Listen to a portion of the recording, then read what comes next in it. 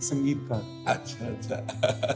शायद हमारा जीवन में ऐसा इंसान कहते हैं वो किस लिए आया है इस दुनिया में।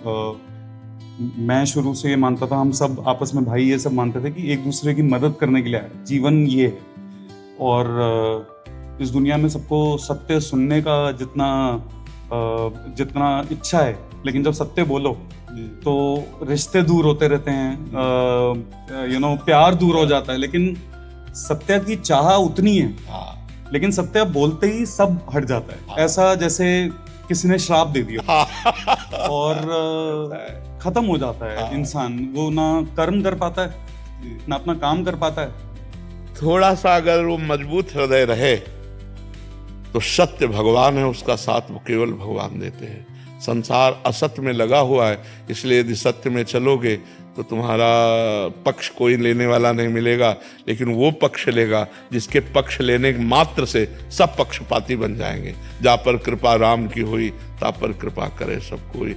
हाँ, थोड़ा सा व्यवहार में आपको कटुता मिलेगी, सत्य बोलना, सत्य चलना, लेकिन वो परमात्मा जब प्रसन्न हो जाएगा तो सब आपको नमन करेंगे, क्योंकि सत्य को कहीं ना कहीं आदर दिया जा रहा नहीं। यहाँ लोग क्यों आते हैं, एक विचार करो, सत्य के लिए ही तो आते हैं ना।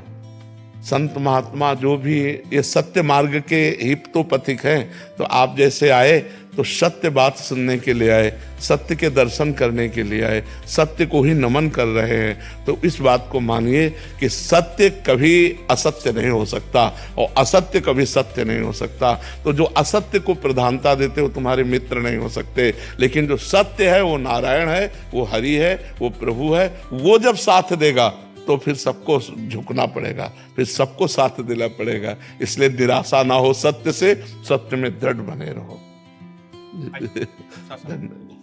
आपको हमारी भी उम्र लग रही है। विनय अग्रवाल जी, कलकत्ता से। राधे राधे महाराज जी। महाराज जी कहते हैं कि मानव जन्म दुर्लभ है और कई सत्कर्मों का फल है, फिर मानव योनि के बाद जन्म मृत्यु के चक्कर से निकल जाएं और परम धाम में चले जाएं, एक विरोधाभास तो नहीं है महाराज जी? कैसा विरोधाभास है? इनका भाव है कि अगर इतना ही दुर्लभ है तो इधर ही होना चाहिए, फिर आगे का दुर्लभ क्यों है ये तो बात समझो ना। देखो, बड़े भाग मानुष तन पावा, सुर दुर्लभ सदग्रंथन गावा। तो आगे वाली बात तो पढ़ो ना। साधन धाम मोक्ष कर द्वारा, पाए न जे परलोक सम्हारा। सो परत्र दुख पावई, सिर धुनि धुनि पछताए। काल ही कर्म ईश्वर मिथ्या दोष लगाए। पूरा जब हम बात पूरी पढ़ेंगे तब बात समझ में आएगी। अगर पूरी बात रख दे तो विवाद नहीं होगा, पूरी बात में विवाद नहीं होगा। जैसे आपके मन में प्रश्न है तो पूरी बात नहीं पढ़ा इसलिए प्रश्न है। मनुष्य जन्म दुर्लभ इसलिए दुर्लभो मानुषो देहो, देही नाम क्षण भंगुरा। ये मनुष्य शरीर दुर्लभ है, लेकिन एक क्षण में नष्ट हो जाने वाला। तत्रापि दुर्लभम मन्येत वैकुंठ प्रिय दर्शनम, भगवान का दर्शन, भगवान के प्राण प्यारे प्रेमियों का सानिध्य, ये इसकी दुर्लभता है। मनुष्य बन के सत्संग करेंगे, मनुष्य बनकर साधना करेंगे, जिससे हमें भगवान की प्राप्ति हो। देखो, देव दुर्लभ दे ही कही गई, तो कभी कभी देखो यहाँ से कितनी दुर्गंध आती है। नाक छिड़क के देखो, खखार के देखो, कान से देखो, और नीचे तो मलमूत्र के द्वार है। कौन सी दुर्लभता है। और देवता जहाँ से निकलते हैं एरिया सुगंधित हो जाती है।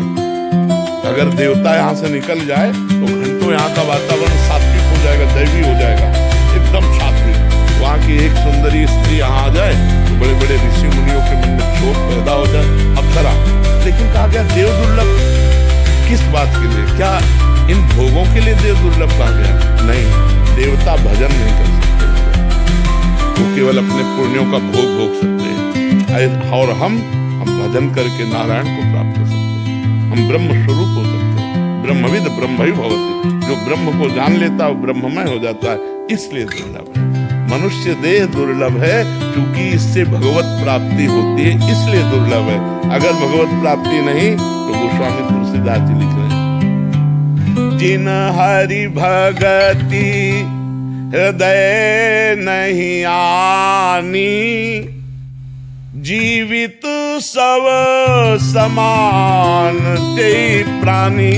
बोले जिनके हृदय में भगवान की भक्ति नहीं, अच्छे आचरण नहीं, परोपकार नहीं, ऐसे लोग मुर्दा टहल रहे हैं, जीते जी मुर्दे के समान अपवित्र, क्योंकि वही भोग वासना, वही पाप वासना, वही। अगर भगवान का चिंतन है, परोपकार की भावना है, सब में भगवत भाव, तो मनुष्य जीवन की दुर्लभता हमें सुलभ हुई। अगर मनुष्य जीवन मिला हो ये सब तो अच्छा, मनुष्य जीवन में अगर भजन ना हो तो आप बताओ कौन सी श्रेष्ठ बात है। तो अगर वही मैथुन, वही आहार, वही निद्रा, वही सांसारिक भोग, तो वही जो अपने रबड़ी खाने में सुख का अनुभव करते हैं ना, पशु पक्षी और जो जीव जंतु हैं, वो अपने अपने आहार में वैसे सुख का अनुभव करते हैं। जो हम अपने परिवार में गृहस्थ धर्म का भोग करके सुख लेते हैं, वो अपने पशु पक्षी भी मैथुन करके वैसे सुख लेते हैं। जितना हमें अपने बच्चों से प्यार, उतने पशु पक्षी को भी प्यार है। जैसे हम गद्दे में सोते हैं, वो कीचड़ में मस्त आनंद से पैर फैला के सोते। अंतर क्या रह गया? अंतर है भगवान का, वो भजन नहीं कर सकते, वो दिव्य साधना नहीं कर सकते। साधना करने के लिए साधन धाम मोक्ष कर द्वारा पाए न जे परलोक संभाल। ये परलोक संभालने के लिए, ये भगवान को प्राप्त करने के लिए